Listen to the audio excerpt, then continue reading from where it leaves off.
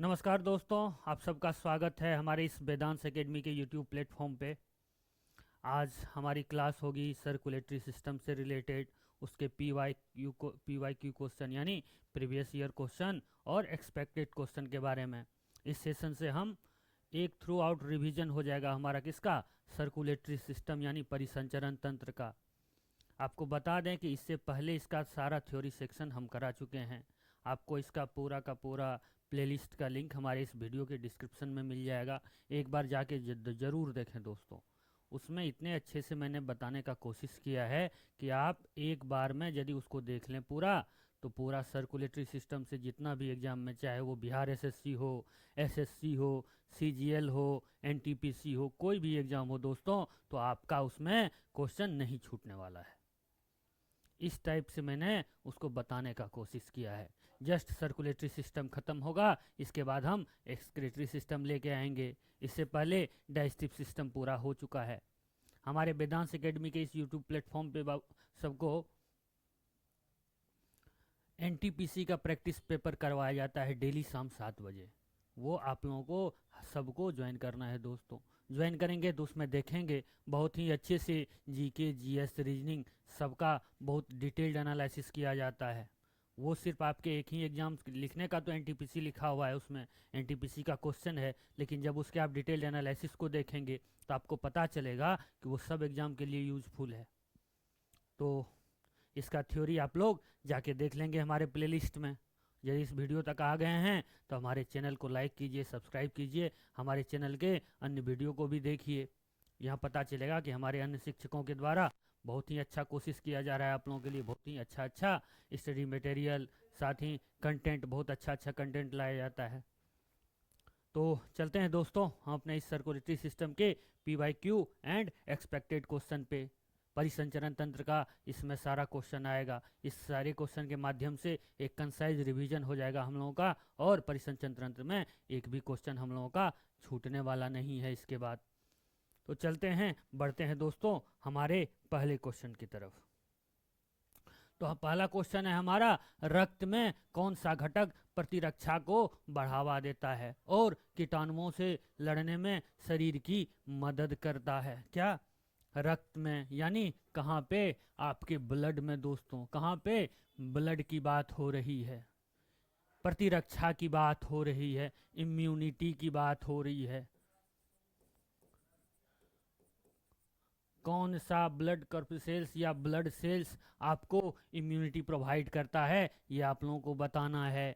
क्या? लाल रक्त कणिकाएं या रेड ब्लड सेल मतलब आरबीसी, या श्वेत रक्त कणिकाएं या वाइट ब्लड सेल या डब्ल्यूबीसी। वही बात कर लें, ये प्लाज्मा की बात हो रही है। किसकी? प्लाज्मा की बात हो रही है। और ये आपके प्लेटलेट्स की बात हो रही है। किसकी बात हो रही है? प्लेटलेट्स की। प्लेटलेट्स की बात हो रही है। तो आप लोगों को बताना है कि कौन सा होता है। तो देख लें दोस्तों, हमारे शरीर में ब्लड के दो कंस्टिट्यूएंट होते हैं, दो, एक प्लाज्मा और एक कॉर्पसेल्स मतलब ठोस कणिकाएं, ठोस पार्ट। ये लिक्विड पार्ट आपका प्लाज्मा कहलाता है, और ठोस पार्ट यानी कणिकाएं जो होती हैं वो तीन टाइप की होती है, आपका आरबीसी, डब्ल्यूबीसी और प्लेटलेट। ये आपके ब्लड में रक्त प्लाज्मा टोटल कितना होता है? 55% के आसपास होता है। और बात करें इन तीनों की, आरबीसी, डब्ल्यूबीसी और प्लेटलेट्स की, तो ये आपके लगभग 45% होता है। प्लाज्मा क्या करता है दोस्तों? एक मीडियम प्रोवाइड करता है इन तीनों को फ्लो करने के लिए, फ्लोट करने के लिए, जाने के लिए रास्ता है। क्या है? प्लाज्मा। प्लाज्मा के थ्रू होके जाता है। प्लाज्मा का कैसा है मीडियम? लिक्विड मीडियम है। तो इसमें बात कर ले दोस्तों, क्वेश्चन आ रहा है कि इम्यूनिटी कौन देता है हमारे शरीर को? तो बात होगी, आंसर क्या होगा? श्वेत रक्त कणिकाएं, डब्ल्यूबीसी। कौन सा? श्वेत रक्त कणिकाएं दोस्तों। डब्ल्यूबीसी की बात करेंगे हम लोग, यानी ल्यूकोसाइट की बात कर लेते हैं थोड़ी सी। डब्ल्यूबीसी की अगर बात कर लें, डब्ल्यूबीसी की बात कर लें यानी ल्यूकोसाइट की बात कर लें, इसको क्या बोलते हैं? ल्यूकोसाइट भी बोलते हैं। इसको क्या बोलते हैं? डब्ल्यूबीसी बोलते हैं। मतलब वाइट ब्लड सेल्स बोलते हैं या फिर वाइट ब्लड कॉर्पसेल्स बोलते हैं। वाइट ब्लड सेल्स या वाइट ब्लड कॉर्पसेल्स बोलते हैं दोस्तों। इसका क्वांटिटी कितना होता है दोस्तों? ये होता है 8000 से 8000 से 8000 से 10,000 पर 100 ml ऑफ हीमोग्लोबिन। यानी आप ब्लड टेस्ट कराने जाएंगे, यदि वो आपका 100 ml लिया तो उसमें WBC की संख्या कितनी होगी? 8000 से 10,000। तो इसका मतलब एक बात और हम समझ सकते हैं, क्या ये सबसे बड़ी रक्त कोशिका है? क्या है दोस्तों? सबसे बड़ी रक्त कोशिका है। व्हाइट ब्लड सेल क्या है? सबसे बड़ी ब्लड सेल, सबसे बड़ी रक्त कोशिका क्या है? WBC है। क्या है दोस्तों? WBC सबसे बड़ी रक्त कोशिका है। और वहीं बात कर लें सबसे छोटी रक्त कोशिका की, तो वो RBC होता है। कौन होता है? RBC होता है। यदि आपके शरीर में दोस्तों, आपके ब्लड में WBC 1 है, यदि मान लेते हैं आपके शरीर में WBC की संख्या 1 है, तो RBC की संख्या दोस्तों आसपास कितना होगा? 600 के आसपास। ये दोनों का एवरेज होता है RBC और WBC का दोस्तों। तो WBC की बात हो रही है, तो WBC को हम हमारे शरीर में बहुत सारा नाम दिया गया है। क्या क्या नाम दिया गया है दोस्तों? इसको बोलते हैं क्या? सोल्जर सेल्स बोलते हैं। क्या? Soldier cells, soldier cells. इसको बोलते हैं इम्यूनिटी सेल, इम्यूनिटी सेल्स बोलते हैं। इसको और क्या बोलते हैं? इसको बोलते हैं बॉडीगार्ड सेल, बॉडीगार्ड सेल्स बोलते हैं। ये सब इसका नाम इसलिए पड़ा है कि ये हमारे शरीर को इम्यूनिटी देता है, प्रतिरक्षा देता है। प्रतिरक्षा कैसे देता है? तो ये क्या करता है? फेगोसाइटोसिस करता है। क्या करता है दोस्तों? फेगोसाइटोसिस, फेगोसाइटोसिस होता है। क्या होता है? प्रतिभक्षण होता है।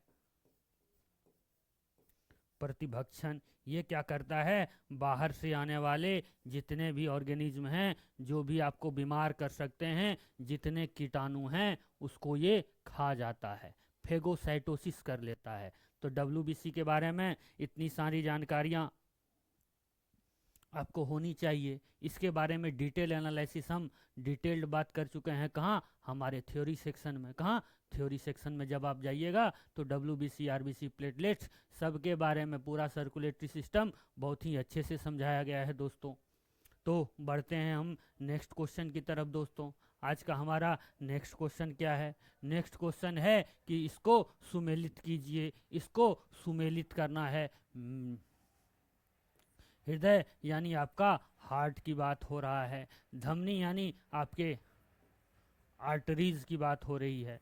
वहीं बात कर लें शिराएं, आपके वेन्स की बात हो रही है। क्या कह रहा है कि हार्ट, आपको जो करेक्ट मैच है वो बताना है कि हार्ट क्या करता है? पंप की तरह कार्य करने वाला अंग है। दूसरा कहता है कि धमनी के बारे में क्या लिख दिया है कि ऑक्सीजन रहित रक्त का संचरण करता है। मतलब ऑक्सीजन रहित यानी डीऑक्सीजनेटेड ब्लड का।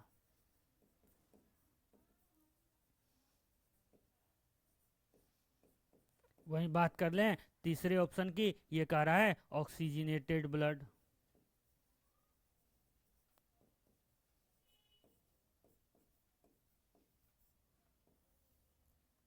तो जब हम देखेंगे दोस्तों, क्या देखेंगे? हार्ट क्या करता है हमारे शरीर में? हार्ट का दो काम होता है। एक, बॉडी के सब पार्ट से डीऑक्सीजनेटेड ब्लड को लेना। डीऑक्सीजनेटेड ब्लड वो ब्लड होता है दोस्तों जो हमारे माइटोकॉन्ड्रिया में जब रिस्पायरेशन हो जाता है, वहाँ ग्लूकोज टूट जाता है, CO2 रिलीज हो जाता है, तो वो CO2 मिला हुआ ब्लड हमारे हार्ट तक आता है। क्या करने के लिए? प्यूरिफिकेशन के लिए हार्ट तक आता है। तो हार्ट उसको क्या करता है दोस्तों? रिसीव करता है।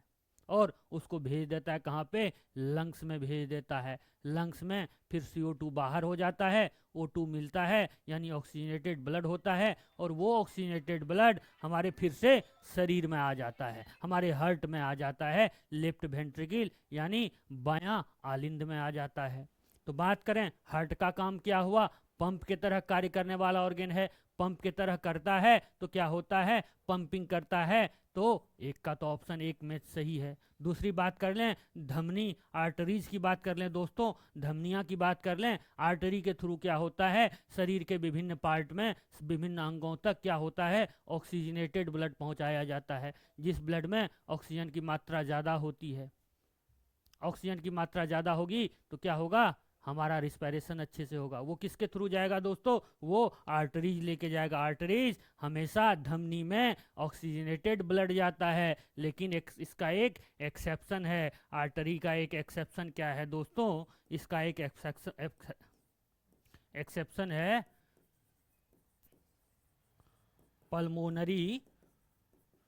Pulmonary artery.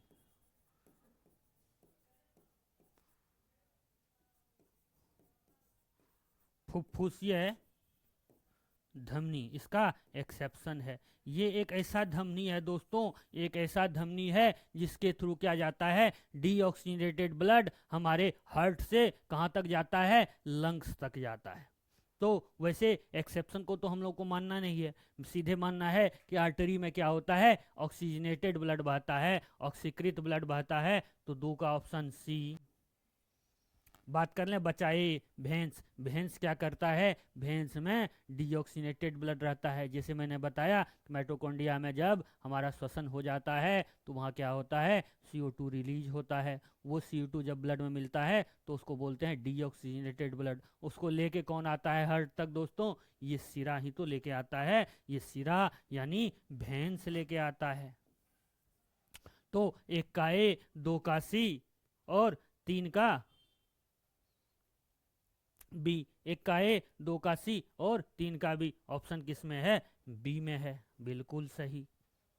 जब आप इसके थ्योरी सेक्शन को देखेंगे आपको बिल्कुल क्रिस्टल क्लियर कंसेप्ट हो जाएगा कि आर्टरीज का काम क्या है, आर्टरीज क्या होता है, धमनी क्या होता है। ये तो प्रैक्टिस सेशन है, तब भी मैंने बहुत ही अच्छा एक बताने का कोशिश किया आप लोगों को कि अच्छे से समझ में आ जाए। चलते हैं दोस्तों नेक्स्ट क्वेश्चन की तरफ। नेक्स्ट क्वेश्चन है कि उच्च रक्तचाप, हाई ब्लड प्रेशर की बात हो रही है, और हाइपरटेंशन अति रक्तचाप यानी इसको निम्न रक्तचाप भी बोलते हैं, जो किसके कारण होता है। उच्च रक्तचाप और निम्न रक्तचाप दोस्तों किसके कारण होता है, ये आप लोगों को बताना है।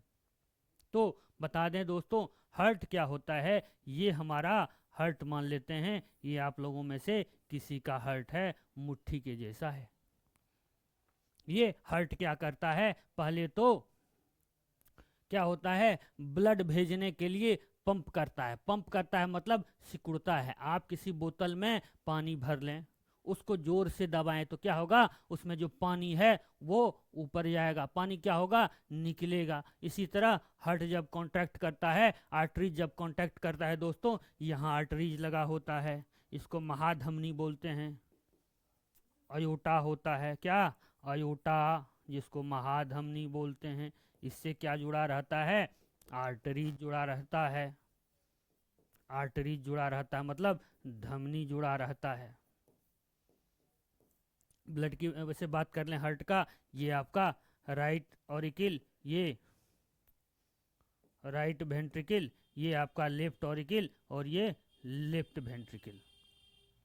कांटेक्ट किया, ब्लड को क्या किया, भेज दिया शरीर के डिफरेंट पार्ट में, तो उसको हम लोग बोलेंगे दोस्तों, जब कॉन्ट्रैक्ट किया दोस्तों, जब जोर से कॉन्ट्रैक्ट किया, पंप किया, तो इसको बोल देंगे सिस्टोल।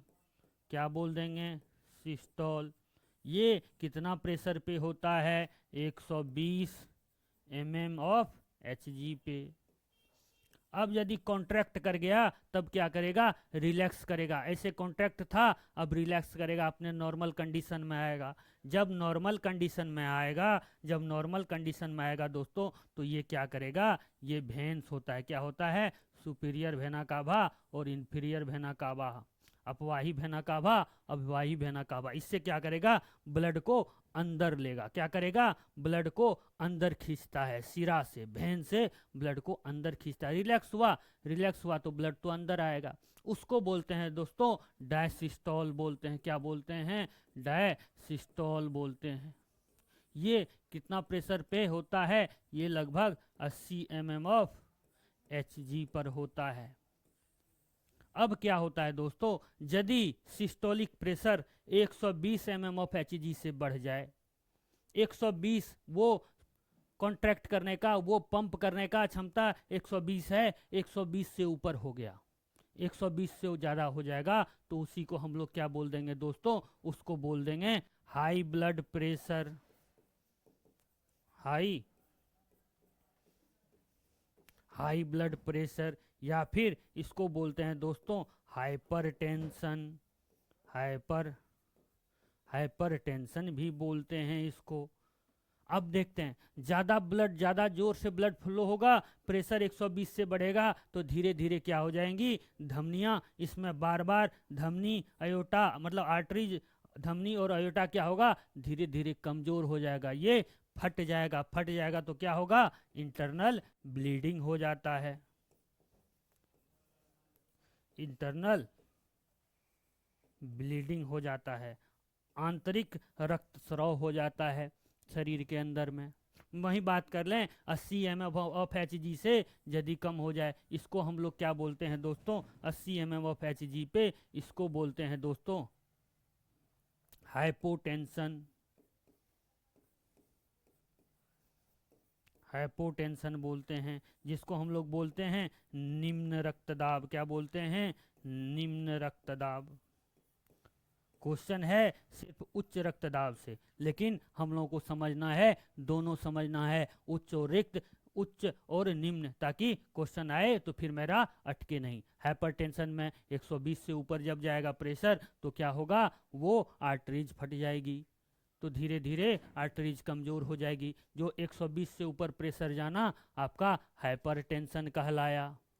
वही बात कर लें 80 mm Hg से कम प्रेशर हो जाएगा, तो वो क्या कहलाएगा, हाइपोटेंशन कहलाएगा। अब मान लीजिए ब्लड को खींचने के लिए 80 mm ऑफ Hg का कम से कम प्रेशर चाहिए, लेकिन इससे प्रेशर कम हो गया, क्या ब्लड हमारे हार्ट तक आ पाएगा, ब्लड बिल्कुल हमारे हार्ट तक नहीं आ पाएगा अच्छे से। तब क्या हो जाएगा दोस्तों, हाइपोटेंशन में जनरली क्या हो जाता है, साइलेंट हार्ट अटैक हो जाता है। साइलेंट हार्ट अटैक हो जाता है,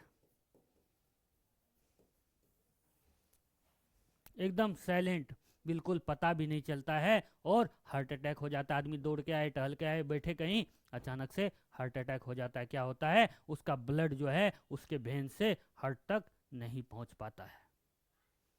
तो चलें नेक्स्ट क्वेश्चन की तरफ। तो इसमें क्या होता है दोस्तों, धमनियों का संकुचन होता है, आर्टरीज में कॉन्ट्रैक्शन होता है। ये बिल्कुल हम लोग समझ चुके हैं। चलते हैं नेक्स्ट क्वेश्चन की तरफ। क्वेश्चन है, रक्त में से निम्नलिखित में से कौन सा घटक थक्कों के निर्माण में सहायक है। कौन सा ब्लड के थक्कों के निर्माण में सहायक है।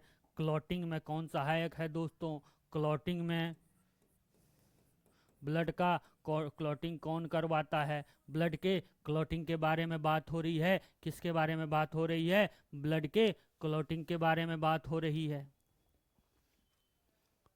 तो बात कर लें दोस्तों, आपके ब्लड के दो पार्ट मैंने बता दिया कि एक प्लाज्मा होता है और दूसरा ठोस होता है, जिसमें ये लाल रक्त कोशिका, श्वेत रक्त कोशिका और बिंबाणु प्लेटलेट्स। इस फर्स्ट क्वेश्चन में हमने श्वेत रक्त कणिका यानी WBC के बारे में अच्छे से जान लिया।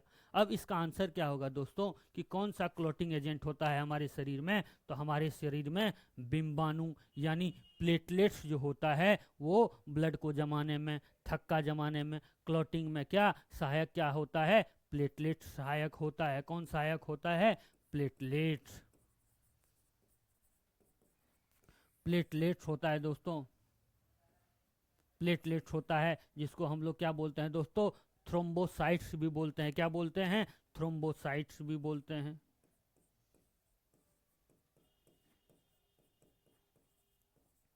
थ्रोम्बोसाइट भी बोलते हैं। अब इस थ्रोम्बोसाइट की बात कर लें तो ये ब्लड के क्लॉटिंग में तो सहायक है ही, लेकिन इसके बारे में थोड़ा सा जानकारी तो हमारे पास होना ही चाहिए कि भाई ये थ्रोम्बोसाइट होता क्या है, ब्लड का प्लेटलेट्स क्या होता है। तो ये होता है दोस्तों, इसका संख्या कितना होता है, 4.5 से लगभग 5.5 तक, 5.5 लाख तक होता है हमारे शरीर में 100 ml ऑफ हीमोग्लोबिन में। वहीं बता दें आपको कि सिर्फ आरबीसी का ही संख्या हमारे शरीर में, हम मनुष्य के शरीर में मेल और फीमेल में अलग अलग हो सकता है, होता है, और डब्ल्यूबीसी और प्लेटलेट्स का संख्या बिल्कुल वही रहता है, सेम रहता है। तो ये 4.5 से 5.5 लाख के आसपास पर 100 ml ऑफ हीमोग्लोबिन रहता है। कौन? प्लेटलेट्स रहता है। क्या रहता है? प्लेटलेट्स रहता है दोस्तों। ये इसका लाइफ स्पेन कितना होता है दोस्तों? 8 से 10 दिन तक इसका लाइफ स्पेन है। कितना? 8 से 10 दिन, यानी 1 से 1.5 सप्ताह। कितना? 1 से 1.5 सप्ताह तक ये जीवित रहता है। कहाँ बनता है? बोन मेरो में बनता है। कहाँ खत्म होता है? आपके ब्लड में ही खत्म हो जाता है प्लेटलेट्स। बुखार में, डेंगू में क्या करता है कि प्लेटलेट्स घट गया, प्लेटलेट्स चढ़ा दो, प्लेटलेट्स चढ़ाया जाता है। कहता है क्या 4.5 लाख है, उससे नीचे आ गया तो अरे इसके शरीर में प्लेटलेट्स कम हो गया, तो प्लेटलेट्स चढ़ाने को हम दौड़ते हैं, जाते हैं ब्लड बैंक में, तो ब्लड बैंक से प्लेटलेट्स अलग से निकाल के हम लोगों को दे दिया जाता है और प्लेटलेट्स हम चढ़ा देते हैं। या फिर ज़्यादा कंडीशन ख़राब हो जाता है तब क्या लगता है, प्लेटिफाई का इंजेक्शन लगा दिया जाता है, जिससे क्या होता है, प्लेटलेट्स की संख्या में इजाफा होने लगता है। अब तो तरह तरह की चलने लगी कि बकरी का दूध पी लो, पपीता का रस पी लो, हई कर लो, कर लो। तो बिल्कुल ध्यान नहीं देना है, आपके जीवनचर्या एकदम बिल्कुल सामान्य रखिए। बीमार पड़िए तो डॉक्टर के पास जरूर जाइए। अपने आप चिकित्सक बनने की कोई ज़रूरत नहीं है, अपने से आप डॉक्टर बनने का कोशिश ना करें दोस्तों। तो चलते हैं, अभी हम प्लेटलेट्स की बात कर रहे हैं। तो प्लेटलेट्स क्या होता है दोस्तों? जैसे ही आपको घाव हुआ, क्या हुआ, घाव हो गया, कहीं चोट लग गया आपको, ये मान लीजिए चोट लग गया, यहाँ से ऐसे ऐसे ऐसे आपका ब्लड बह रहा है, ब्लड बहने लगा, चोट लगा और ब्लड बह गया, तो 4 से 5 मिनट बाद खून जमने लगता है। कितना? 4 से 5 मिनट बाद खून का जमना, थक्का बनना स्टार्ट हो जाता है। कैसे होता है दोस्तों? तो हमारे लीवर से क्या आता है, लीवर से विटामिन के आता है। आपने पढ़ा होगा विटामिन के बारे में कि ये ब्लड के थक्का जमाने में सहायक होता है। कौन सा? विटामिन के ब्लड के थक्का जमाने में बिल्कुल सहायक होता है दोस्तों। तो ये क्या करता है, एक ये विटामिन के और प्लेटलेट्स मिल के दोस्तों थ्रोम्बोप्लास्टिन का निर्माण करते हैं।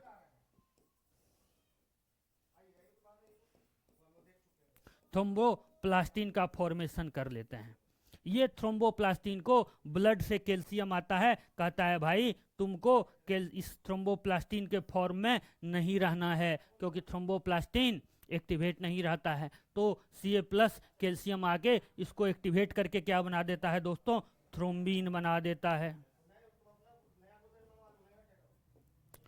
थ्रोम्बिन बना देता है। और ये थ्रोम्बिन और प्लाज्मा में क्या होता है, प्लाज्मा में 5 टाइप के आपने देखेंगे अभी, इससे पहले मैंने थ्योरी में पढ़ाया है कि 5 टाइप के प्रोटीन होते हैं, जिसमें एक प्रोटीन कौन सा रहता है, फाइब्रिनोजेन प्रोटीन रहता है।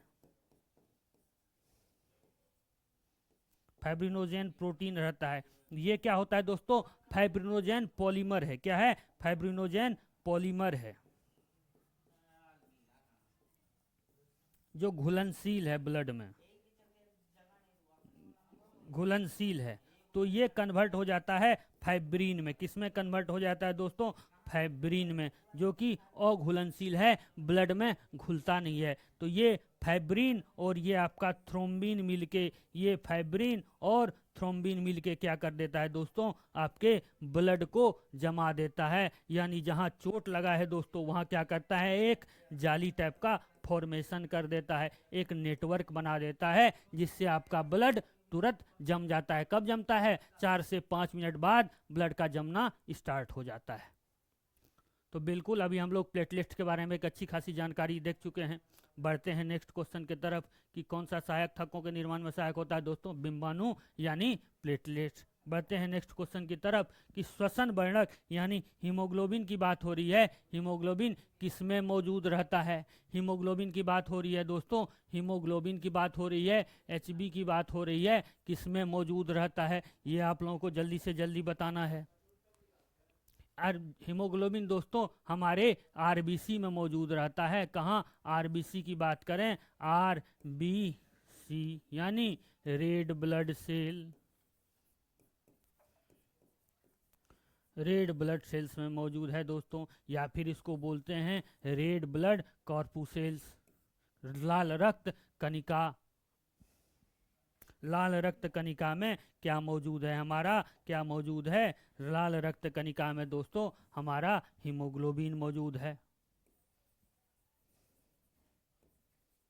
कॉर्पुसेल्स में। तो बात करें आरबीसी के बारे में, थोड़ी सी बात कर लें। इससे पहले डब्ल्यूबीसी हम अच्छे से पढ़ चुके, आरबीसी प्लेटलेट्स भी देख चुके। तो अब हम किसके बारे में देखना है? आरबीसी के बारे में देखना है, मतलब इरिथ्रोसाइट्स के बारे में देखेंगे। इसको क्या बोलते हैं दोस्तों? इरिथ्रोसाइट्स बोलते हैं। इरिथ्रोसाइट्स बोलते हैं। क्या बोलते हैं? इरिथ्रोसाइट्स बोलते हैं।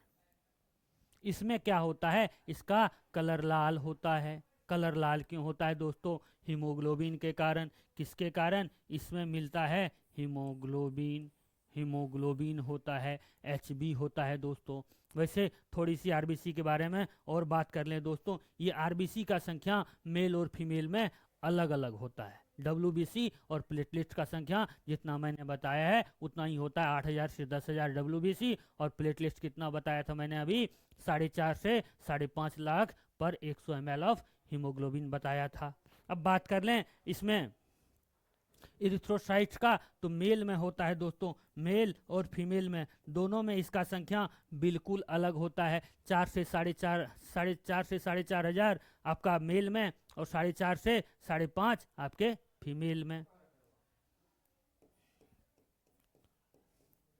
4 से 4.5 मेल में, और 4 से 4.5 मेल में 5.5 होता है दोस्तों, और ये 4 से 4.5 आपके फीमेल में पर 100 ml ऑफ ब्लड यानी हीमोग्लोबिन। 100 यदि हीमोग्लोबिन लेंगे तो उसमें 4 से 4.5 और फीमेल में 4 से 5.5 और 4 से 4.5 आपका आरबीसी होता है दोस्तों।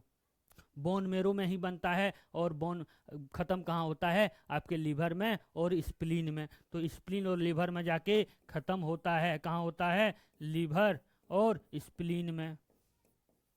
कहाँ पे? यकृत और प्लीहा में। तो यकृत और प्लीहा को क्या बोलते हैं? Graveyard of RBC. Graveyard of RBC. RBC का कब्रिस्तान क्या बोलते हैं? आरबीसी का कब्रिस्तान।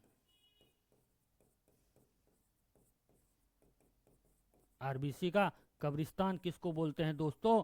लीवर और स्प्लीन यानी यकृत और प्लीहा को आरबीसी का कब्रिस्तान बोलते हैं। तो आरबीसी में क्या होता है दोस्तों? आरबीसी रेड ब्लड सेल्स में न्यूक्लियस नहीं होता है। न्यूक्लियस यानी केंद्रक नहीं होता है। कौन? मेच्योर आरबीसी में। मेच्योर आरबीसी में न्यूक्लियस नहीं होता है। लेकिन 2 एक्सेप्शन आप लोगों को याद रखना है, केमल और लामा। ऊंट और लामा जो पहाड़ी ऊंट होता है उसके मेच्योर आरबीसी में क्या होता है दोस्तों? केंद्रक होता है, न्यूक्लियस होता है। क्या होता है? केंद्रक होता है और न्यूक्लियस होता है। अब बात कर लें, हीमोग्लोबिन की बात आई है तो थोड़ी सी आरबीसी के बारे में हमने थोड़ा सा जानकारी देखा। अब बात कर लेते हैं थोड़ी सी हीमोग्लोबिन के बारे में। हीमोग्लोबिन में क्या होता है दोस्तों? हीम प्रोटीन रहता है। कौन सा? हीम। हीम प्रोटीन रहता है। और क्या होता है? ये इसमें फेरस आयन रहता है। Fe2+ के फॉर्म में आयरन रहता है। क्या रहता है? Fe2+ के फॉर्म में आयरन रहता है, फेरस आयन रहता है दोस्तों। और कहा जाता है इसी के कारण, हीमोग्लोबिन के कारण क्या होता है? हमारे ब्लड का कलर लाल होता है। जैसे लोहा पे जंग लगता है तो धीरे धीरे हल्का लाल टाइप का दिखता है ना, तो एक तरह से समझ सकते हैं हीमोग्लोबिन क्या करता है? आरबीसी का रंग लाल कर देता है। ऑक्सीडेशन करता है तो कलर लाल हो जाता है। बाद में आप ऑक्सीडेशन रिडक्शन जब केमिस्ट्री में पढ़ेंगे तो हमारे ब्लड में भी ऑक्सीडेशन ही होता है। ऑक्सीडेशन क्या होता है? ऑक्सीजन का जुड़ना। और हाँ, हीमोग्लोबिन में क्या होता है दोस्तों? ऑक्सीजन जुड़ता है, HbO2। एक हीमोग्लोबिन आपके चार ऑक्सीजन को बाइंड करता है। क्या करता है दोस्तों? एक हीमोग्लोबिन आपके 4 ऑक्सीजन मोलिक्यूल को बाइंड करता है।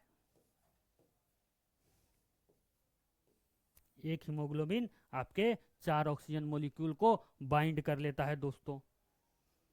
और इसकी संख्या दोस्तों, हीमोग्लोबिन की संख्या 14 से 16 मेल में और 10 से 14 फीमेल में। मेल में और फीमेल में अलग अलग संख्या इसका होता है। कितना में? ये कितना में होता है दोस्तों? ये कितना में होता है? पर 100 ml ऑफ ब्लड में 100 ml ब्लड यदि ले जाएंगे तो 10 से 16 यूनिट कितना होगा? मेल में। और 14 से 16 यूनिट मेल में और 10 से 14 यूनिट आपके फीमेल में होता है दोस्तों। पर 100 ml ऑफ ब्लड में होता है। ये आपको ऑक्सीजन के बारे में हीमोग्लोबिन के बारे में थोड़ी सी जानकारियाँ होनी चाहिए। ये हीमोग्लोबिन जब ऑक्सीजन के साथ मिलता है, जब O2 के साथ मिलता है तो हम लोग क्या बोलते हैं? उसको ऑक्सी हीमोग्लोबिन बोलते हैं। यही जब CO2 के साथ मिल जाता है, किसके साथ मिल जाता है दोस्तों? CO2 के साथ मिल जाता है।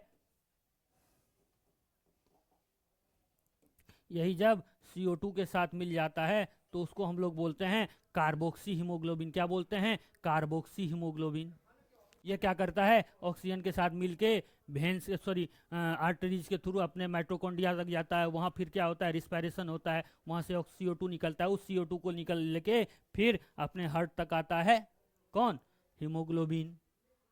अब क्या होता है? ये CO2 के साथ मिला तो उसको बोलेंगे कार्बोक्सी हीमोग्लोबिन, और ऑक्सीजन के साथ मिला है तो उसको बोलेंगे ऑक्सी हीमोग्लोबिन।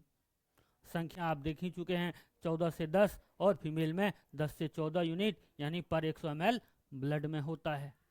बिल्कुल ये जानकारियाँ आपको होनी चाहिए हीमोग्लोबिन के बारे में। यदि और जानकारी चाहिए तो हमारे थ्योरी सेक्शन में जाके देख लीजिए। सर्कुलेटरी सिस्टम का पूरा एक अच्छे से थ्योरी बताया गया है। अच्छे से चार लेक्चर होंगे उसमें। बढ़ते हैं नेक्स्ट क्वेश्चन की तरफ। किस रक्त समूह को सर्वदाता रक्त समूह का कहा जाता है? सर्वदाता यानी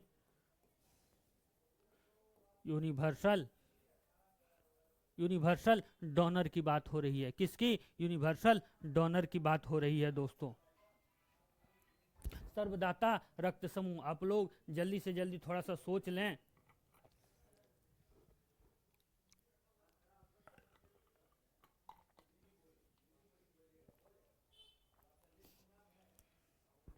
सर्वदाता रक्त समूह के बारे में जानकारियां आपके पास होनी चाहिए। पहले तो थोड़ा सा जान लेते हैं आपके पास कितना ब्लड ग्रुप है। ब्लड ग्रुप की बात कर लें दोस्तों, ब्लड ग्रुप की बात कर लें तो मानव में कितने ब्लड ग्रुप? 8। कौन सब? ए बी और O। इसी का पॉजिटिव और negative, A negative, B negative, AB negative और O निगेटिव। ये सारा क्या है? पॉजिटिव है, ये निगेटिव है। तो टोटल आपके पास मानव में कितने blood group? 8 blood group. 8 blood group आपके शरीर में, पूरे मानव में 8 ब्लड ग्रुप। अब ब्लड ग्रुप के बारे में थोड़ी सी जानकारियाँ हम लोगों के पास होनी चाहिए दोस्तों। क्या होनी चाहिए? ब्लड ग्रुप के बारे में थोड़ा सा जानकारी ले लेते हैं कि क्या होता है। कि हमारे शरीर में होता है दोस्तों एंटीजन और एंटीबॉडी। एंटीजन और एंटीबॉडी होता है। क्या होता है? एंटीजन और एंटीबॉडी। प्रतिरक्षा, ये इम्यूनिटी जब हम लोग पढ़ेंगे दोस्तों तो इसके बारे में जानकारियां हम लोगों के पास आएंगी। होता है क्या? ये आरबीसी पे मिलता है। कहाँ पे मिलता है? एंटीजन आरबीसी पे मिलता है। ये डब्ल्यूबीसी और प्लेटलेट्स पे मिलता है। तो जिस टाइप का एंटीजन आपके ब्लड में होगा, जो एंटीजन होगा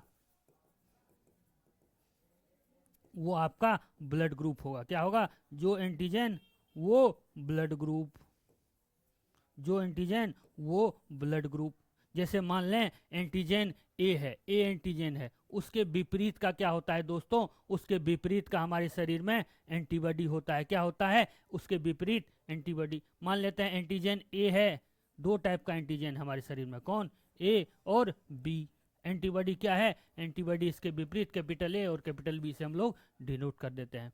यदि हमारे शरीर में एंटीजन ए है तो हमारा ब्लड ग्रुप क्या होगा? ये एंटीजन हुआ, ये हमारा ग्रुप हुआ। जो एंटीजन वो ब्लड ग्रुप ए, तो इसके विपरीत का एंटीबॉडी, एंटीबॉडी इसके विपरीत का, यानी ब्लड ग्रुप यदि मेरा ए है दोस्तों तो एंटीबॉडी क्या होगा मेरे शरीर में? एंटीबॉडी बी हो जाएगा। वहीं बात कर लें, यदि एंटीजन बी है तो हमारा ब्लड ग्रुप बी हो जाएगा और एंटीबॉडी क्या हो जाएगा? ए।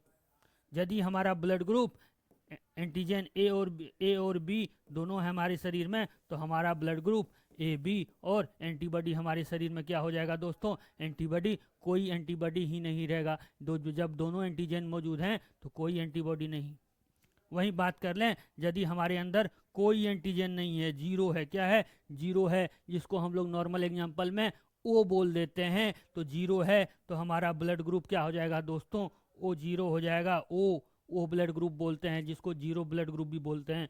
जिसमें नहीं है तो उसमें दोनों एंटीबॉडी होगा, ए और बी दोनों एंटीबॉडी होगा। ये बिल्कुल आपको ध्यान में रखना है। ये कुछ बातें आपको बिल्कुल ध्यान में रखनी चाहिए, जिससे क्या होगा, आपको आने वाले समय में यदि ब्लड ग्रुप से रिलेटेड क्वेश्चन आए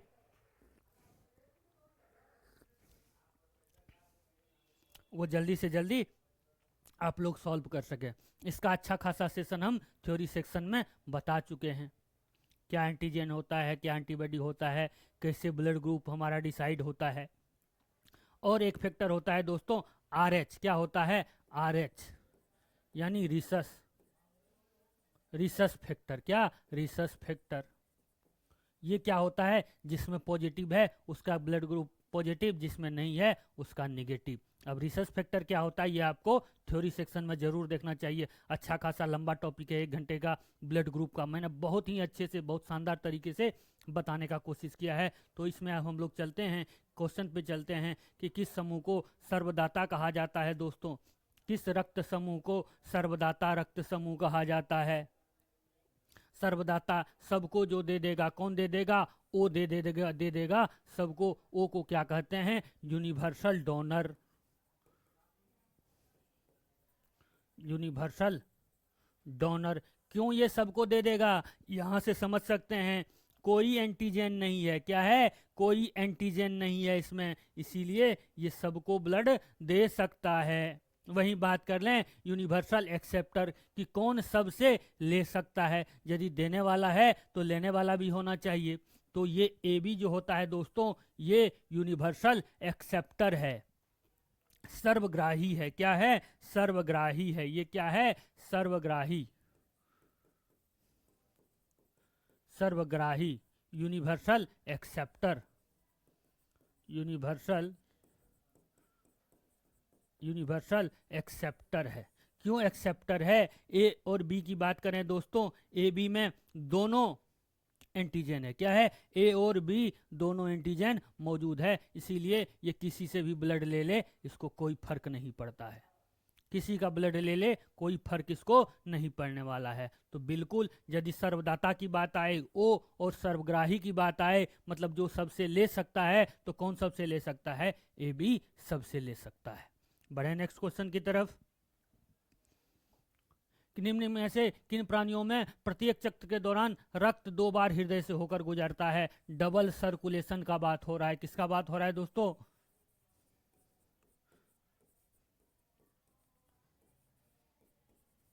डबल सर्कुलेशन की बात हो रही है। डबल सर्कुलेशन की बात हो रही है। किसके हार्ट में डबल सर्कुलेशन होता है ये आपको बताना है। जैसे बात कर लें दोस्तों मैमल्स यानी हम लोग स्तनधारी पक्षी और सरीसृप वर्ग, इसमें सिर्फ एक क्रोकोडाइल। सरीसृप में कौन सा? क्रोकोडाइल यानी मगरमच्छ। ये एक्सेप्शन है, क्या है, एक्सेप्शन है। बाकी का हर्ट कितना चेंबर का, 3 चेंबर हर्ट। पक्षी में बात करें दोस्तों, पक्षी यानी एब्स की बात कर लें, एब्स में भी दोस्तों कितना होता है दोस्तों, इसमें 4 चेंबर हर्ट, कितने, 4 चेंबर। और स्तनधारी की बात कर लें, मेमल्स की बात कर लें, तो इसमें भी हर्ट में 4 चेंबर, क्या, 4 चेंबर। इसमें 3 चेंबर। क्रोकोडाइल क्या है, एक्सेप्शन है, क्रोकोडाइल में 4 चेंबर होता है, कितना, 4 चेंबर होता है। तो होता है क्या, ये 4 चेंबर क्या होता है, एक थोड़ा सा एग्जांपल से आप लोग समझ लें। ये आपका हर्ट है, ये बीच का सेप्टम है, तो पहले से इस पहले को बोलते हैं राइट ऑरिकिल, ये आपका राइट वेंट्रिकल, ये आपका लेफ्ट ऑरिकिल, ये आपका लेफ्ट वेंट्रिकल दोस्तों। दायां आलिंद, दायां निलय, बायां आलिंद, बायां निलय। ये क्या है दोस्तों, आलिंद है, क्या है, आलिंद है। और ये क्या है, निलय है, क्या है, निलय है। आलिंद और निलय होता है क्या, जैसे ही ब्लड हमारे शरीर में आता है भेंस के थ्रू, इम्प्योर ब्लड आया किसके थ्रू, भेंस के थ्रू, राइट ऑरिकल में ब्लड आया भेंस के थ्रू, तो ये फिर आ जाता है आपके राइट वेंट्रिकल में। और राइट वेंट्रिकल से क्या होता है दोस्तों, जैसे ही राइट वेंट्रिकल्स में आया, ये इसको भेज देता है कहाँ, हार्ट लंग्स के पास भेज देता है कि भाई हम तुम्हारे पास डीऑक्सीनेटेड ब्लड भेजे हैं, इसको क्या करो, प्योर कर दो, इसमें ऑक्सीजन मिला दो, ऑक्सीजन मिला के मेरे पास भेज दो। तो ये क्या किया, पहले तो ब्लड आया, फिर ब्लड को यहाँ से भेजा गया, एक सर्कुलेशन, एक सर्किल पूरा हो गया। फिर क्या होता है दोस्तों, लंग से लेफ्ट ऑरिकिल यानी दायां निलय में, दायां आलिंद में, दायां आलिंद में ब्लड आता है। ये क्या होता है, दायां आलिंद में ऑक्सीनेटेड ब्लड आता है, ऑक्सीनेटेड ब्लड यानी ऑक्सीकृत ब्लड आता है, किसके थ्रू आता है, इसको बोलते हैं पल्मोनरी वेन्स बोलते हैं, पल्मोनरी सीरा बोलते हैं, फुफ्फुसिया सीरा बोलते हैं। और यहाँ से धमनी के थ्रू, धमनी यानी अयोटा के थ्रू और आर्टरीज के थ्रू आपके बॉडी के हर एक पार्ट में। तो कितना चक्कर हो रहा है देखिए, एक चक्कर यहाँ लगा रहा है, दूसरा चक्कर यहाँ लगा रहा है, पूरा कंप्लीट सर्किल कर देता है, 2 चक्कर कंप्लीट करता है कितने देर में। इसका एक क्वेश्चन आ सकता है कि आपका हार्ट कितना देर में एक सर्किल पूरा करता है, हृदय चक्र 0.8 सेकंड में, कितना, 0.8 सेकंड में एक ये सर्कुलेशन, डबल सर्कुलेशन हमारे हार्ट में पूरा हो जाता है। इसका आंसर क्या हो जाएगा, स्तनधारी, पक्षी और सरीसृप वर्ग, क्या, स्तनधारी, पक्षी और सरीसृप वर्ग। इसमें क्या होता है दोस्तों, डबल सर्कुलेशन होता है, क्या होता है, डबल सर्कुलेशन होता है। बढ़े नेक्स्ट क्वेश्चन की तरफ। ये क्या है, दायां आलिंद, दायां निलय, राइट। उसके बाद बात करें बायां आलिंद, बायां निलय, कैसे सर्कुलेशन होता है, कैसे इसमें ब्लड गया, कैसे इसमें ब्लड गया, कैसे ब्लड निकला, ये आपको थ्योरी सेक्शन में जब जाएंगे तो वहाँ एक चौथा लेक्चर है, कौन सा लेक्चर है, चौथा लेक्चर, 4 नंबर का लेक्चर, जिसमें मैंने सर्कुलेशन को बहुत ही डिटेल्ड बताया है, बहुत ही कंसाइज वे में इतना अच्छा से समझाया है कि एक बार देख लें तो आप लोगों का सर्कुलेशन कभी नींद में भी रहे क्वेश्चन आए तो क्वेश्चन यूं ही बनेगा। बढ़ते हैं, एकदम बिल्कुल कहानी की तरह मैंने समझा दिया है, बच्चों को जैसे कहानी समझाते हैं। बढ़ते हैं नेक्स्ट क्वेश्चन की तरफ। निम्नलिखित में से राइट ऑरिकल, ये आपका क्वेश्चन में बताया गया है कि ये आपका लेफ्ट ऑरिकल है, ये नंबर 1 यहाँ लिखा हुआ है, यहाँ नंबर 2 लिखा हुआ है, नंबर 3 है, नंबर 4 है और ये नंबर 5 है। यहाँ आपका लेफ्ट वेंट्रिकल लिखा हुआ है, ये राइट वेंट्रिकल लिखा हुआ है और ये दोस्तों राइट आर्टिकल ऑरिकल लिखा हुआ है और ये 6 नंबर लिखा हुआ है। तो बताना है कि इसमें कहाँ कहाँ भाल्व पाए जाते हैं, भाल्व का संख्या बताना है कि कहाँ कहाँ भाल्व होगा दोस्तों। तो होता क्या है, ब्लड ये सुपीरियर वेना कावा और इंफीरियर वेना कावा के थ्रू, ये 2 सिरा है सुपीरियर, ये क्या है, सुपीरियर वेना कावा यानी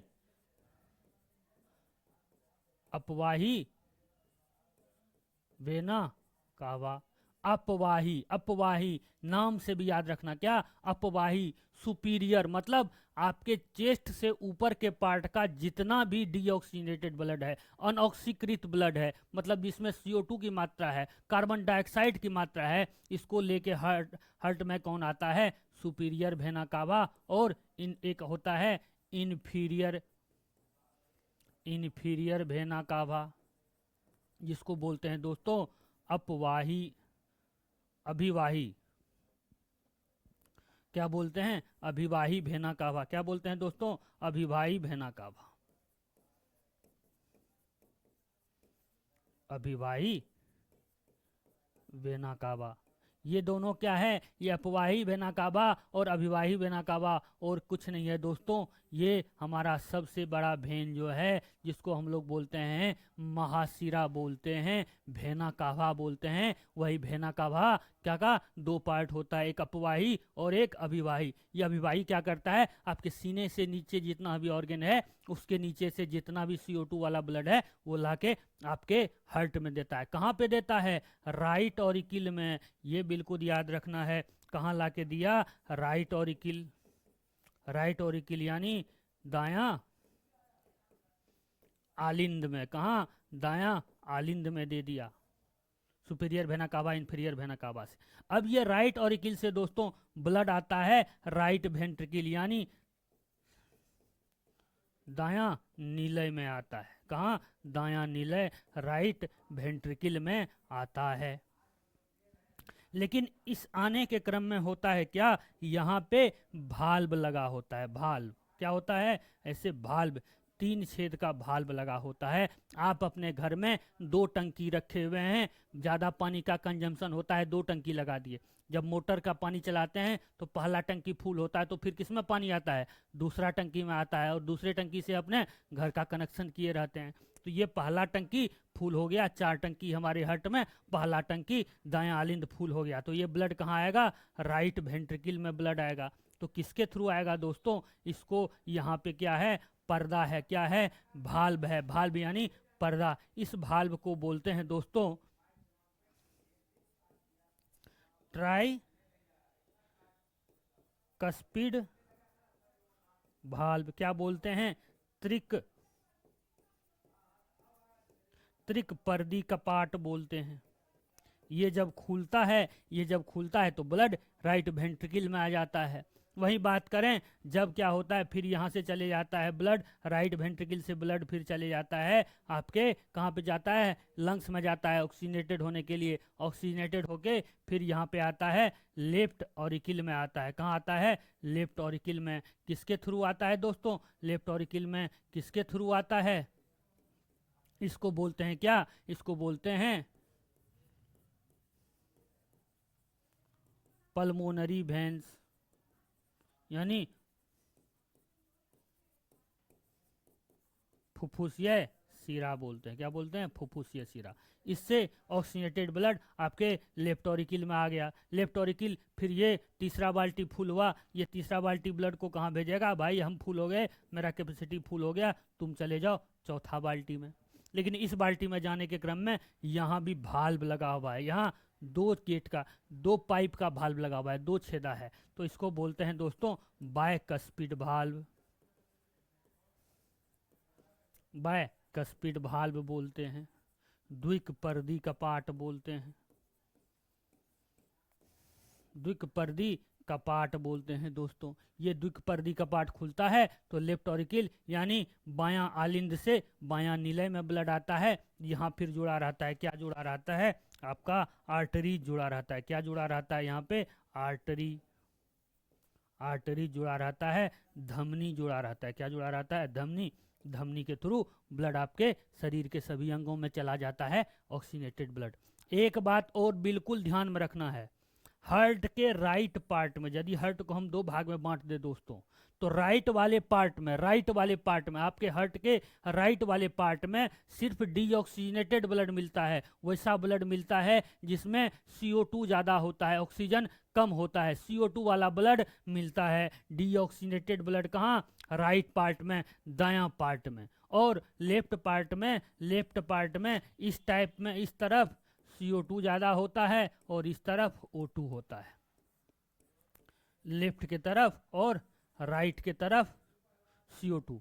लेफ्ट के तरफ जितना है उसमें O2 यानी ऑक्सीनेटेड वाला ब्लड रहता है, तो ध्यान रखना है। राइट तरफ पूछे दायां आलिंद दायां नीले में क्या होगा, अनऑक्सीजनेटेड ब्लड यानी अनऑक्सीकृत रक्त, और राइट साइड में लेफ्ट साइड में पूछ दे तो लेफ्ट साइड में हमारा ऑक्सीनेटेड ब्लड यानी ऑक्सीकृत रक्त।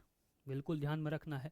तो हमारा आंसर क्या हो जाएगा दोस्तों, कपाट कहाँ कहाँ है, यहाँ ट्राइकस्पिड भाल्व है और यहाँ बाइकस्पिड भाल्व है। 2, 3, 4 और 5 नंबर पे आंसर क्या हो गया, हमारा आंसर हो गया सी।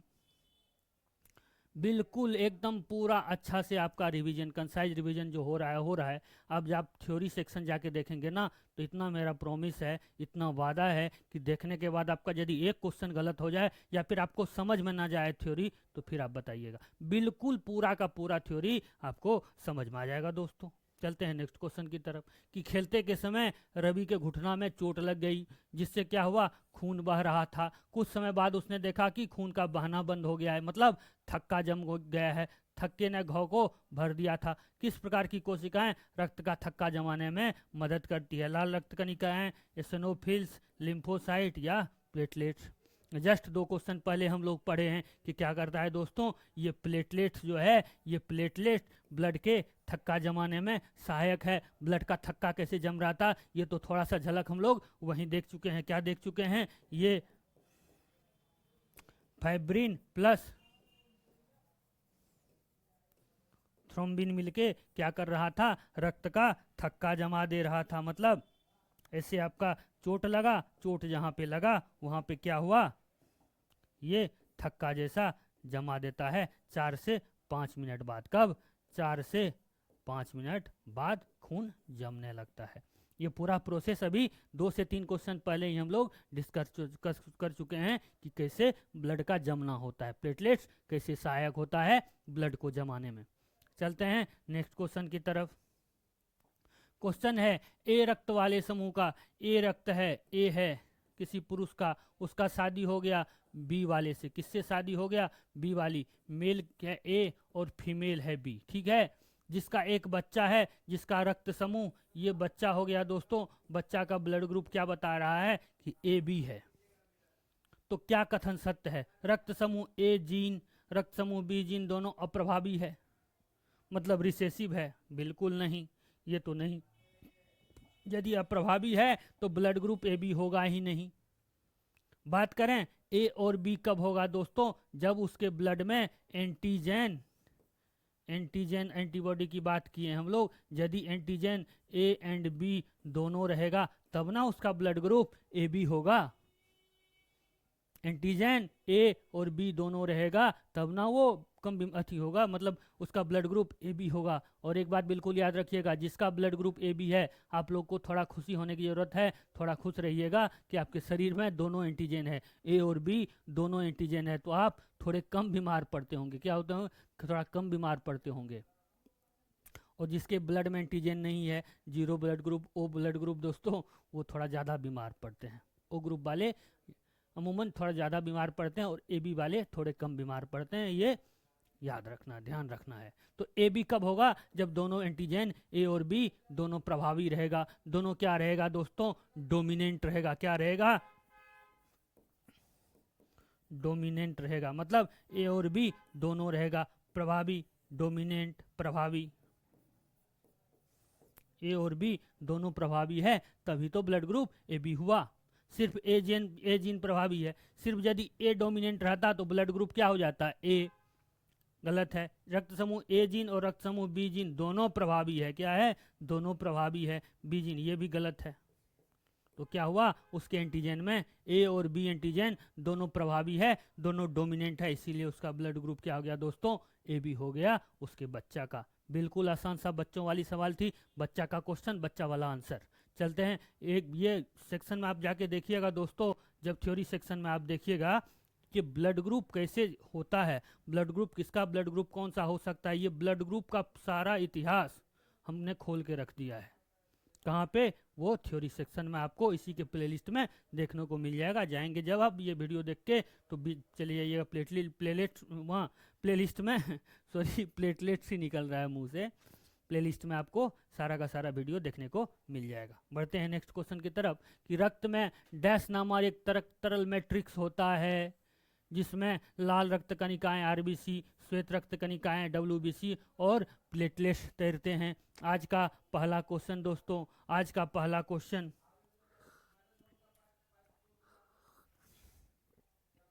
आज के पहले क्वेश्चन के बारे में बात कर लें। ब्लड के दो कंपोनेंट मैंने बताया था, रक्त के दो कंपोनेंट, एक ठोस कणिका बोलते हैं जिसको, और एक तरल माध्यम। ठोस में आपका क्या आ गया? आरबीसी, डब्ल्यूबीसी और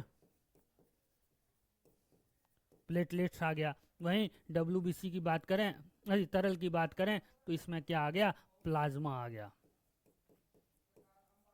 ये होता है दोस्तों, ठोस पार्टिकल कितना होता है? लगभग 45% के आसपास होता है, और ये 55% के आसपास आपके ब्लड में क्या होता है?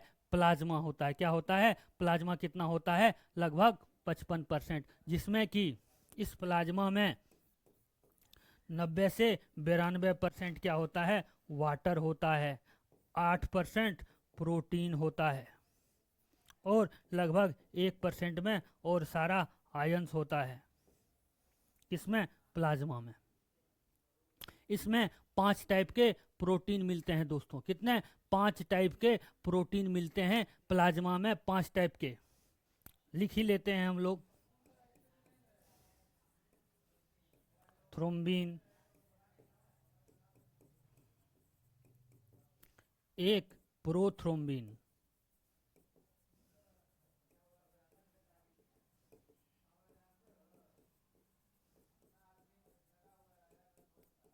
Thrombin, prothrombin, globulin,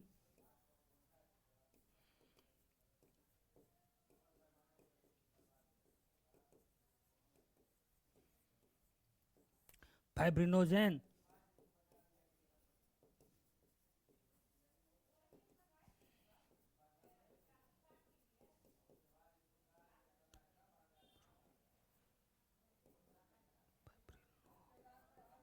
fibrinogen. यही फाइब्रिनोजिन क्या होता है दोस्तों? यही फाइब्रिनोजिन क्या होता है? चले जाता है आपके ब्लड को जमाने में, थक्का करने में ये मदद करता है। और एक लास्ट क्या होता है? एल्ब्यूमिन।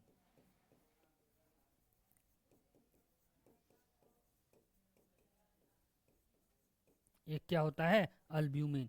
ये 5 प्रोटीन आप लोगों को याद रखना है, जो कहाँ मिलता है दोस्तों? 5 आपके प्लाज्मा में मिलता है। कौन सा? थ्रोम्बिन, प्रोथ्रोम्बिन, ग्लोब्यूलिन, फाइब्रिनोजेन और एल्ब्यूमिन। फाइब्रिनोजेन क्या करता है? आपके ब्लड को थक्का जमाने में मदद करता है। तो ये कुछ जानकारियां आपको प्लाज्मा के बारे में भी यहाँ पे मिल चुका है। बढ़ते हैं नेक्स्ट क्वेश्चन की तरफ। तो क्या होगा? जिसमें तैरते रहते हैं, किसमें तैरता है? प्लाज्मा में। किसमें? प्लाज्मा में। बढ़े नेक्स्ट क्वेश्चन की तरफ। तो आज का हमारा नेक्स्ट क्वेश्चन है कि मनुष्यों में सिस्टोलिक और डायसिस्टोलिक, बिल्कुल अभी हम लोग समझ चुके हैं। ये हाइपरटेंशन और हाइपोटेंशन में इसको पूरा तरह हमने क्लियर कर दिया है। उच्च रक्तचाप और निम्न रक्तचाप का क्या होता है दोस्तों? कि सिस्टोलिक प्रेशर, जब हार्ट संकुचन करता है, क्या होता है? सिस्टोल होता है। ये सिस्टोलिक प्रेशर है, मतलब हार्ट क्या करता है? पंप करता है, जोर से दबाता है। ये क्या होगा? पंपिंग में। जब पंप होता है हार्ट में पंप होता है तो प्रेशर कितना रहता है? पंप जब आर्टरीज में ब्लड जाता है, पंप के थ्रू आपके शरीर के सभी भागों में आर्टरीज से ऑक्सीजनेटेड ब्लड पहुंचता है, तब प्रेशर होता है 120 mm/Hg। वही बात करें, जब पंप कर दिया तो फिर क्या होगा? पंप करके तो सिकुड़ गया, सिकुड़ करने के बाद फिर वो रिलैक्स अपने कंडीशन में आएगा। रिलैक्स जब होगा तो वो 80 mm/Hg पर होगा, जिसको बोलते हैं दोस्तों डायसिस्टोल बोलते हैं। क्या बोलते हैं? डायसिस्टोल बोलते हैं। ये डायसिस्टोलिक प्रेशर कितना है? 80 mm/Hg। यही 120 से ज़्यादा हो जाएगा। यदि 120 से ज़्यादा हो जाएगा तो आपको हाइपरटेंशन होता है। क्या होता है? हाइपरटेंशन, यानी उच्च रक्तचाप, उच्च रक्तदाब होता है। वही यदि इससे कम हो गया तो इसको बोलते हैं दोस्तों हाइपोटेंशन, यानी निम्न रक्तचाप, निम्न रक्तचाप। अब ये उच्च रक्तचाप निम्न रक्तचाप क्या होता है, इसके बारे में अभी मैंने 2-3 क्वेश्चन पहले भी बताया है और हमारे थ्योरी सेक्शन में भी अच्छा से बताया गया है। तो ये इसके बारे में अब तीसरा या चौथा क्वेश्चन में भी हमने बहुत अच्छा से हाइपरटेंशन और हाइपोटेंशन के बारे में बात कर लिया है। 120 mmHg पे सिस्टोल होता है, हार्ट संकुचित होता है तो वो क्या करता है, ब्लड को पंप करता है। जब नॉर्मल होता है, रिलैक्स होता है तो 80 mmHg पे होता है। जब रिलैक्स होता है धीरे धीरे तो क्या करेगा, ब्लड को खींचेगा। खींचेगा किससे? वेन से खींचेगा, अपने में अनऑक्सीडेटेड ब्लड को लेके आएगा। तो आंसर क्या हो जाएगा दोस्तों? डी आंसर हो जाएगा। बढ़ते हैं नेक्स्ट क्वेश्चन की तरफ कि मानव के शरीर का पीएच रेंज कितना होता है। मानव के शरीर का पीएच रेंज कितना होता है? क्वेश्चन थोड़ा गलत हो गया है यहाँ पे दोस्तों।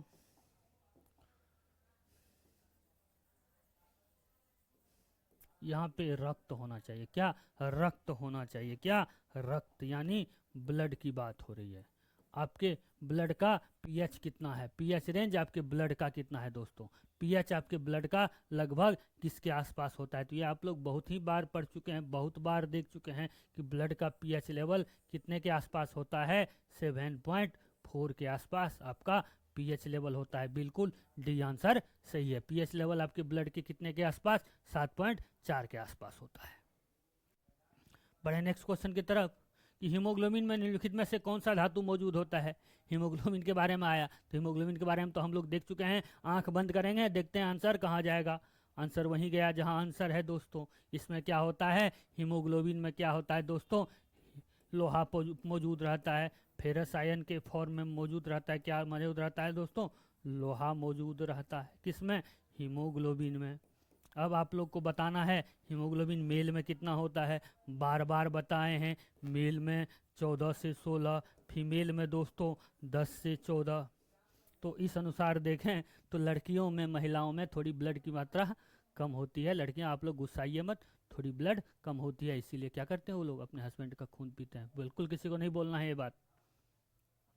चलते हैं, इसका आंसर क्या हो जाएगा दोस्तों? लोहा आंसर हो जाएगा। हीमोग्लोबिन में कौन सा धातु मौजूद होता है? तो लोहा। कौन? लोहा। किस फॉर्म में यदि पूछे तो फेरस के फॉर्म में, 2+ आयन के फॉर्म में। चलते हैं नेक्स्ट क्वेश्चन की तरफ। नेक्स्ट क्वेश्चन है परिसंचरण तंत्र यानी सर्कुलेटरी सिस्टम।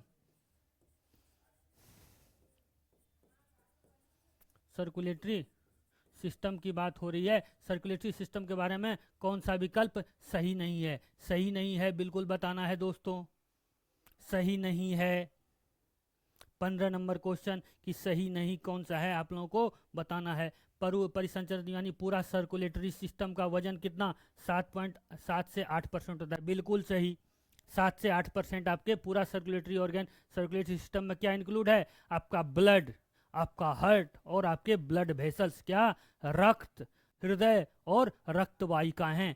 परिसंचरण तंत्र क्या होता है कि रक्त, रक्तवाहिका और हार्ट मतलब हृदय से बना एक ऐसा तंत्र जो शरीर के सभी विभिन्न अंगों तक, विभिन्न टिश्यू, विभिन्न ऊतक तक मतलब पोषक तत्व यानी न्यूट्रिएंट्स और विटामिन्स, क्या तो जितना भी जरूरी चीज़ है हमारे ब्लड के लिए, ग्लूकोज, सबका क्या करता है? ट्रांसपोर्ट करता है। और जो अवशेषी है, वेस्टेज है, उसको बाहर करता है, उसको लेके उसके उत्सर्जी अंग तक पहुंचा देता है। ये परिसंचरण तंत्र सिंपल भाषा में। तो ये सही है दोस्तों। आरबीसी का लाइफ, अभी हम लोगों ने देखा है कि आरबीसी का लाइफ स्पेन बिल्कुल 120 दिन तक का होता है।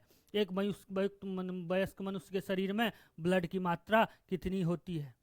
बिल्कुल सही है। कहीं कहीं 6.8 लिखा रहता है तो 7 लीटर तक माना जाता है। कितना? अप्रॉक्स 7 लीटर तक। केवल रक्त ही श्वेत प्रवाही संयोजी ऊतक नहीं, श्वेत रक्त कणिका तो सिर्फ नहीं है, इसमें क्या सब है दोस्तों? संयोजी ऊतक तो है। रक्त क्या है? संयोजी ऊतक है, यानी कनेक्टिव टिश्यू है। क्या है? कनेक्टिव टिश्यू है। लेकिन सिर्फ श्वेत नहीं, इसमें रेड ब्लड सेल्स भी है, इसमें प्लेटलेट्स भी है। तो ये कहना थोड़ा सा गलत हो जाएगा। तो कौन सा सही नहीं है विकल्प दोस्तों? डी विकल्प सही नहीं है, डी गलत है। बढ़े नेक्स्ट क्वेश्चन की तरफ। नेक्स्ट क्वेश्चन है, निम्नलिखित में से कौन सा हृदय के कार्य को अधिक रूप से बताता है? हृदय के कार्य को अच्छे रूप से कौन बताता है? ये आप लोगों को, जब आप लोग हॉस्पिटल जाते हैं तो सबसे पहले आपका कौन सा टेस्ट होता है? ये जो होता है दोस्तों इलेक्ट्रोकार्डियोग्राम। इलेक्ट्रोकार्डियोग्राम यानी ईसीजी। ईसीजी जैसे ही आप हॉस्पिटल पहुंचते हैं लगाता है आपके हाथ पे, पैर पे, आपके चेस्ट पे 4-5 जगह और आपके पैर में। क्या करता है वो? जब देखते होंगे ये पेपर निकल के आता है, इसमें ऐसी ऐसी आकृतियां बनी रहती है। ये क्या कहलाता है?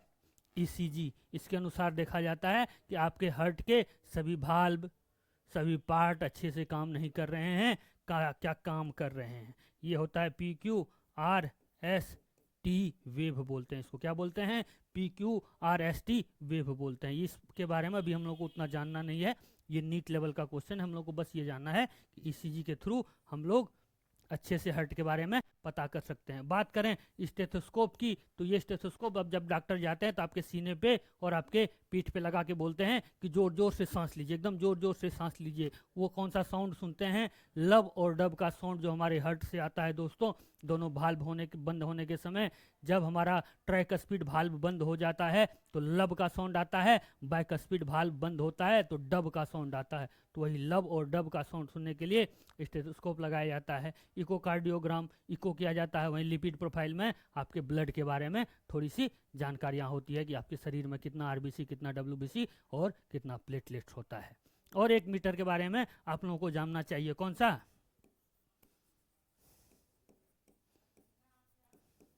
स्फेग्मो नैनोमीटर। स्फेग्मो मैनोमीटर। स्फेग्मो मैनोमीटर, इससे क्या नापा जाता है? रक्तचाप, ब्लड प्रेशर।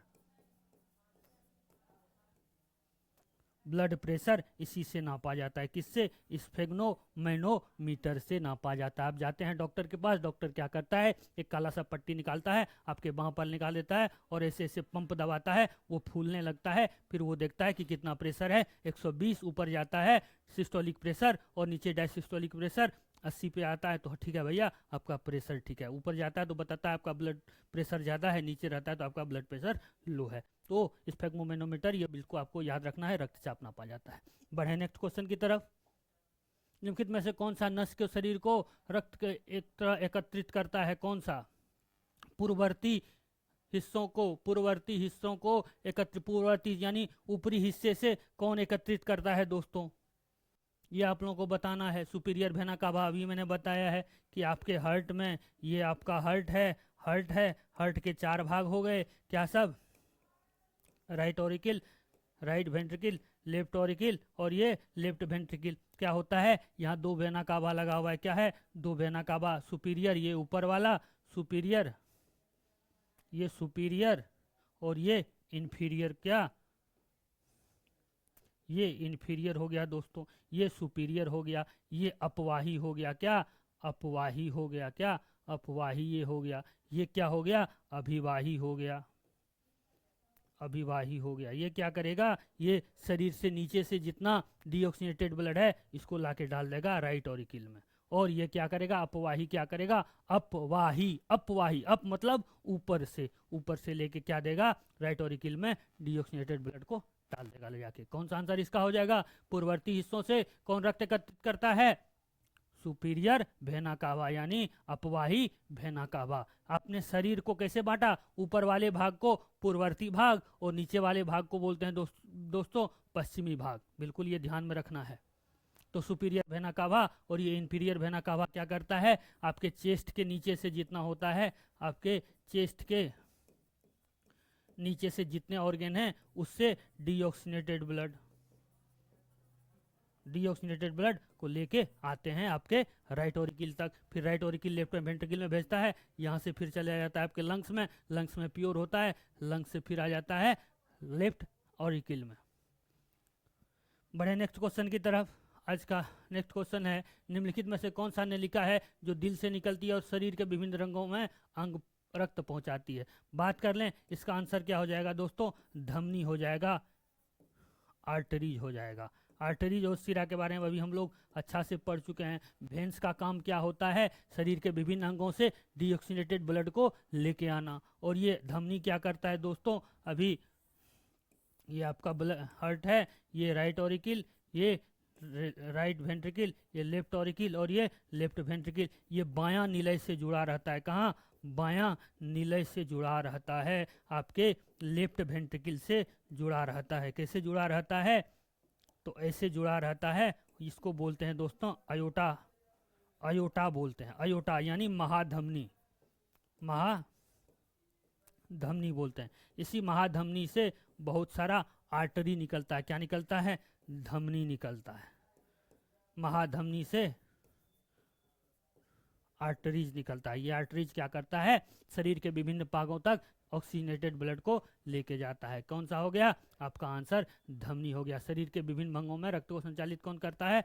धमनी करता है। और फेफड़े से आपके लंग से जो अति तक मतलब आपके हार्ट तक लेके आता है ऑक्सीजनेटेड ब्लड, उसको क्या बोलते हैं? उसका भी नाम आप लोगों को याद रखना, अभी मैंने बता दिया है। इसको बोलते हैं पल्मोनरी वेन्स। ये भी एक्सेप्शन है। वैसे वेन्स में डीऑक्सीनेटेड ब्लड रहता है, लेकिन इसमें ऑक्सीजनेटेड ब्लड रहता है, जिसको बोलते हैं दोस्तों फुफ्फुसीय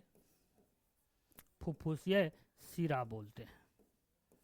तो चलें नेक्स्ट क्वेश्चन की तरफ। हमारा नेक्स्ट क्वेश्चन है दोस्तों कि हमारी त्वचा के नीचे छोटी छोटी रक्त वाहिकाओं को क्या कहा जाता है? हमारे शरीर मतलब स्किन के नीचे में थोड़ा थोड़ा रक्त वाहिका आपको दिखता है, हल्का सा स्किन के नीचे में काला काला थोड़ा सा दिखता होगा, तो उसको हम लोग बोलते हैं दोस्तों कैपिलरीज। क्या बोलते हैं?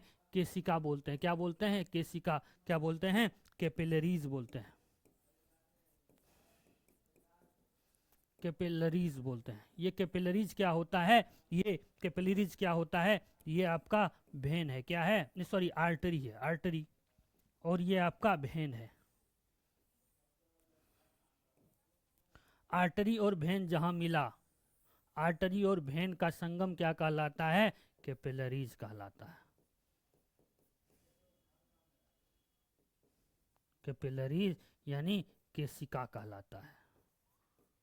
इसमें ऑक्सीजनेटेड और डीऑक्सीजनेटेड ब्लड दोनों रहता है। वैसा भी ब्लड जिसमें ऑक्सीजन हो और CO2 दोनों वाला ब्लड किस में रहता है? कैपिलरीज में रहता है। कैपिलरीज में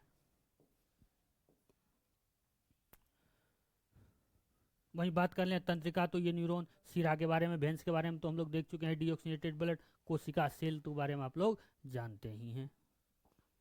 हृदय के मेम्ब्रेन झिल्ली को, हृदय हमारा हार्ट क्या रहता है? हार्ट एक मेम्ब्रेन में, हमारे चेस्ट के कैविटी में एक मेम्ब्रेन में बिल्कुल सुरक्षित रहता है दोस्तों। हार्ट के मेम्ब्रेन को क्या कहते हैं? पेरिकार्डियल मेम्ब्रेन कहते हैं। क्या बोलते हैं?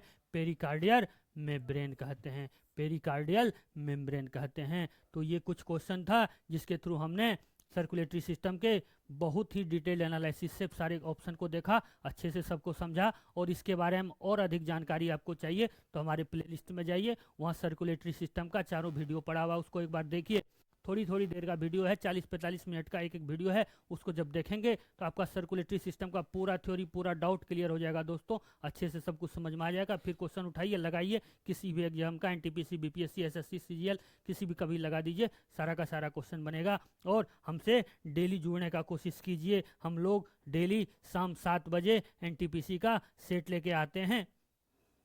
शाम में NTPC का सेट आता है दोस्तों, जहाँ क्या होता है NTPC के बारे में, NTPC एग्जाम के ग्रुप D के एग्जाम का GK GS और रीजनिंग लाया जाता है जस्ट उससे पहले।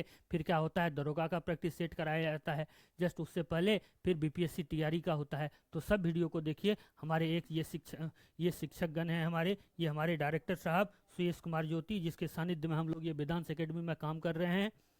सब तक आप लोगों तक अच्छा से अच्छा कंटेंट पहुंचाने का प्रयास कर रहे हैं। ये हमारे शिक्षकों की टीम है जो आप लोगों के लिए डेली अच्छे से अच्छे कंटेंट लाने का प्रयास करते हैं। सबकी सराहना कीजिए। आपको अच्छा लगे अपने दोस्तों के बीच ज़रूर शेयर कीजिए, हमारे वीडियो पे कमेंट कीजिए, हमारे चैनल को अपने दोस्तों के बीच ज़रूर फैलाइए, इसको लाइक कीजिए, सब्सक्राइब कीजिए और वीडियो के नीचे अच्छा अच्छा कमेंट कीजिए दोस्तों। चलते हैं। जय हिंद, जय भारत।